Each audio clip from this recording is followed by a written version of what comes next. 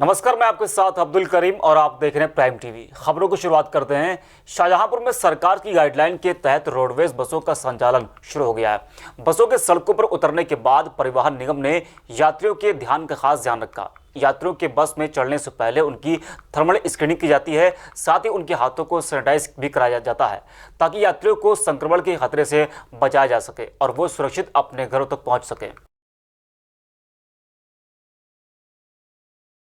हमारी बसें सैनिटाइज होकर ही कारदार से निकाली जाती हैं। समय समय पर नगर निगम के स्वास्थ्य अधिकारी द्वारा भी सैनिटाइजेशन कराया जाता है। आज हमारे बस अड्डे को पूरा सैनिटाइजेशन हो रहा है। जो भी बस है सब सैनिटाइज की जा रही है नगर निगम द्वारा। इसके पहले हमने भी सैनिटाइज कराई थी बसें। हमारे पास छोटी मशीन है, उससे मैं सैनिटाइज कराता हूँ। सैनिटाइज कराने के बाद ही गाड़ी निकालता हूँ और जो भी पैसेंजर्स गाड़ी में यात्रा करते हैं उनकी हम थर्मल स्कैनिंग कराते हैं। हमारे स्टाफ पूरा लगा हुआ है। थर्मल स्कैनिंग कराने के बाद ही यात्रियों को गाड़ी में बैठाया जाता है और उनको ये गाइड किया जाता है कि मास्क लगा के या गौछा लपेट के बैठें, गाड़ियों में बैठें। बड़े शहरों से पलायन करने के बाद प्रवासी मजदूर अपने गांव की ओर लौट चुके हैं, लेकिन अलीगढ़ में दबंगों की दबंगई के चलते मजदूरों को मनरेगा के तहत काम नहीं मिल पा रहा है। काम न मिलने की ग्रामीण, ग्राम प्रधान और प्रशासन के अधिकारियों से कई बार इस मामले में शिकायत कर चुके हैं, लेकिन शिकायत करने के बावजूद ग्रामीणों को काम नहीं मिला। काम न मिलने से ग्रामीणों को घर चलाना काफी मुश्किल हो गया है। अब मजदूरों को मेहनत नहीं मिल पा रही है। जब मनरेगा बंद है तो मेहनत कहाँ से मिलेगी। बाहर से लोग आए हुए हैं, गांव में तो कमाई है नहीं है भाई। 5-5, 6-6 बच्चे हैं, उनके फैमिली है पूरी। तो मैं ये चाहता हूँ प्रशासन से कि एक बार जो निशान लग जाए क्लियर कर कि यहाँ से लगना है वहाँ पे डलवाना चाहिए। जो ऑब्जेक्शन उठा रहा है उसकी सर कार्रवाई करनी चाहिए। नहीं, जहाँ तक मनरेगा कार्य बाधित करने का प्रश्न है, अगर कोई बाधित करेगा तो उसके खिलाफ वैधानिक कार्रवाई की जाएगी। जहाँ तक अगुना के इशू है, मैं वीडियो से बात करूंगा, कहीं कोई समस्या आती तो फिर निराकरण कराऊंगा। लॉकडाउन के बाद से बहुत सारी चीजें बदल गई है। लोगों ने लॉकडाउन के बाद अपने काम करने के तरीकों को भी बदला है। ऐसा ही कुछ ललितपुर में हुआ है। ललितपुर के पंजाब नेशनल बैंक में आने वाले ग्रामीणों को लाइन में न लगाकर उनके जूते चप्पलों को लाइन में लगाया जाता है। ग्रामीणों का आरोप है कि उनके चप्पलों को लाइन में लगाने के लिए बैंक के दलाल पैसे की वसूली करते हैं। खास बात यह है कि बैंक के कर्मचारियों को इसका पता है, लेकिन उन्होंने इस मामले में कोई कार्रवाई नहीं की है।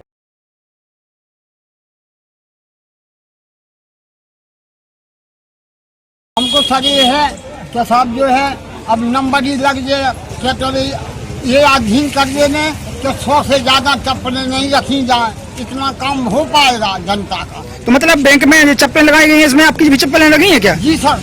अच्छा, आप कितनी देर के आए हैं? हमने साहब परसों आए थे, ये टोकन भी ले हूँ सर।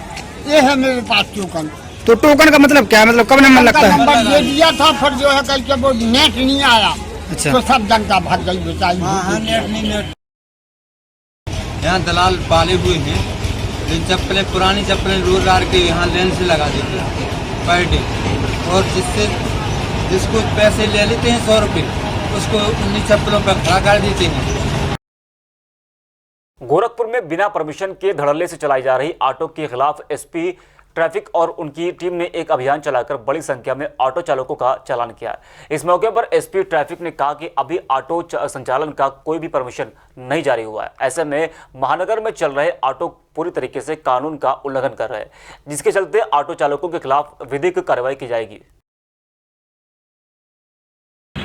ऑटो चलाने के निर्देश प्राप्त नहीं हुआ है, तो ये बिना निर्देश के और ऑटो चला रहे, इसलिए हमने इनके खिलाफ कार्रवाई की। किस तरह की कार्रवाई की गई? इनके खिलाफ जो है दिशा निर्देशों का उल्लंघन किया जा रहा है। जब कोई ऑटो चलाने के लिए जनपद में कोई निर्देश नहीं है तो ये कैसे चला रहे हैं।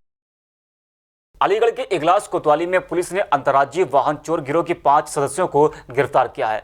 पकड़े गए गैंग के सदस्यों के पास से 3 तमंचा, कारतूस और 14 चोरी की बाइक को बरामद किया है। गिरोह का एक सदस्य पुलिस को झांसा देकर मौके से फरार हो गया। सभी आरोपियों के खिलाफ पुलिस ने कई धाराओं में केस दर्ज कर लिया है।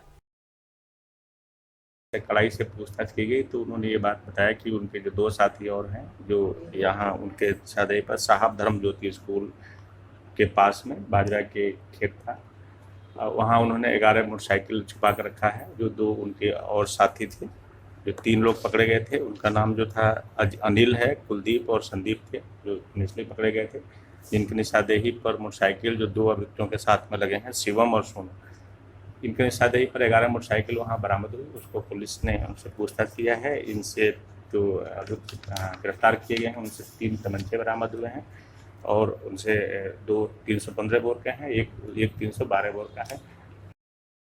अमेठी के मोहनगंज थाना क्षेत्र में व्यक्ति ने अपने 18 साल की बेटी की धारदार हथियार से हत्या कर दी।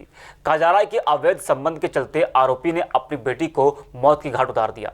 हत्या के बाद भी आरोपी पिता घटनास्थल पर ही रहा, जिसके बाद स्थानीय लोगों की सूचना पर पहुंची पुलिस ने आरोपी को हिरासत में ले लिया है, साथ ही शव को जांच के लिए भेज दिया है।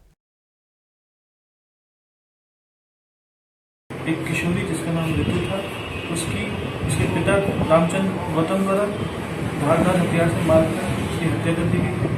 प्रथम दृष्टया के संज्ञान में है कि ऋतु के उसी गांव के एक लड़के सुधीर से संबंध थे। इस संबंध में पिता को कड़ी आपत्ति थी। इस आपत्ति के चलते पिता ने अपनी पुत्री की हत्या कर दी। बरेली में विद्युत संविदा मजदूर संगठन ने जटिल समस्याओं के मद्देनजर मुख्य अभियंता को ज्ञापन सौंपा। इस दौरान संगठन के कार्यवाहक अध्यक्ष नरेश कुमार और बरेली जोन प्रभारी सुनील गोस्वामी ने बताया कि बीते 13 वर्षों से संविदा कर्मियों की ईपीएफ मध्य में की गई कटौती के 10 अरब रुपयों के घोटाले की जांच सीबीआई से कराई जाए, साथ ही ईपीएफ धनराशि की वापसी कराकर संविदा कर्मियों को वापस किया जाए। वहीं जब इस पूरे मामले में मुख्य अभियंता से बात की गई तो उन्होंने जवाब देने से साफ इनकार कर दिया। बदायूं में बीजेपी सांसद के निर्देश पर एसकेएस पब्लिक स्कूल के प्रबंधक ने बच्चों की 3 महीने की फीस को माफ कर दिया है। स्कूल के प्रबंधक ने बताया कि जब से उन्होंने इस स्कूल को बनाया है तब किसी भी बच्चे का नया सत्र शुरू होने पर एनुअल चार्ज नहीं लिया गया है और इस बार कोरोना संकट को देखते हुए बच्चों की 3 महीने की फीस को माफ कर दिया गया है। स्कूल ने बच्चों की फीस माफ करके उन्हें इस मुश्किल घड़ी में बड़ी राहत दी है। तो कोरोना की महामारी के उपलक्ष्य में उन्होंने उससे कहा कि सब जब इतनी मदद कर रहे हैं तो आप भी अपने स्कूल की फीस 3 महीने के लिए माफ़ कर दीजिए। और उनके निर्देशों अनुसार मैं इतना प्रोत्साहित हुआ कि मैंने अपने विद्यालय की 3 महीने की फीस माफ़ करी। और मैं आपको ये भी बताना चाहता हूँ कि जब से मैंने अपने विद्यालय की स्थापना करी है, मैंने स्कूल की फीस के अतिरिक्त कोई भी चार्ज आज तक किसी बच्चे से नहीं लिया है। जैसे री एडमिशन, एनुअल चार्ज, यहाँ तक कि एनुअल फंक्शन के समय पे मैं जो भी ड्रेस वगैरह मुहैया कराता हूँ या जो भी कराता हूँ, मैं उस चीज़ का भी कोई चार्ज नहीं लेता हूँ। बिजनौर में पारिवारिक विवाद और हत्या के आरोप में महिला ने पुलिस से मदद की गुहार लगाई है। महिला ने थाने में शिकायत की है उसकी बहन की हत्या जमीन और नौकरी के चक्कर में की गई है। इसी के साथ ही हत्या करने का आरोप महिला ने ससुराल वालों पर लगाया है। शिकायत के बाद सीओ ने जानकारी देते हुए कहा कि हत्या के बाद से फरार हुए आरोपी जेठ की तलाश जारी है और पुलिस जल्द ही आरोपी को पकड़ लेगी। इनकी सर पे चोट मारकर किसी ने हत्या कर दी। जब यहाँ पूछा गया तो उन्होंने बताया कि इनके ही जेठ हैं पवन कुमार पुत्र श्याम सिंह। अभी इनका पंचायतनामा पीएम किया जा रहा है, आगे जांच करके विवेचना की कार्रवाई की जाए। गोरखपुर के गुलरिया थाना क्षेत्र में एक बदमाश ने युवक को गोली मार दी। सूचना मिलते ही मौके पर पहुंची पुलिस और एसओजी की टीम ने अपराधी को गिरफ्तार कर लिया है और घायल युवक को अस्पताल में भर्ती करा दिया है। इस दौरान एसपी ने घायल युवक की स्थिति का जायजा लेते हुए बताया कि युवक अब खतरे से बाहर है।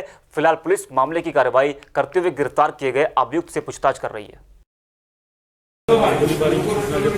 पुलिस और एसओजी की टीम भी मौके पर पहुंची है और वहां से एक व्यक्ति घायल अवस्था में मिला जिसका नाम दीपचंद है, यहाँ मेडिकल कॉलेज में है। उसको हाथ में गोली लगी है और वो खतरे से बाहर है। साथ ही साथ एक छोटा बच्चा 8-10 साल का है जिसको गले में भी गोली सी लगी है और पुलिस ने बड़ी बहादुरी से उस अपराधी की घेराबंदी करते हुए उसको गोली मार करके उसको कब्जे में किया है।